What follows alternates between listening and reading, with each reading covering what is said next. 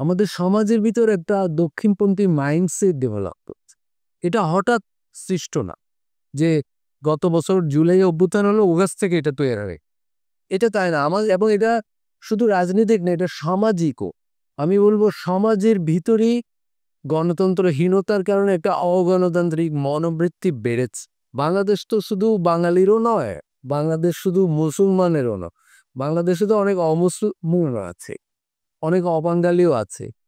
দক্ষিণপন্থা প্রথমে তাদের আঘাত করবে, এটা ঠিক, যেটা আমরা এখন দেখছি যে অপরদের বাদ দিয়ে দাও, অপরদের সরিয়ে দাও। কিন্তু এই দক্ষিণপন্থা পরে বাঙালি সমাজের নিজেদের ভিতরেও পরস্পরকে আক্রমণ করবে, মুসলমানদেরও পরস্পরকে মধ্যে হানাহানিতে। তখন এখন আমরা দেখছি সংখ্যালঘুদের উপর নির্যাতন, আক্রমণ, বুড়োর ভিতরেই আমরা পরস্পরের ভিতরে হানাহানি দেখব।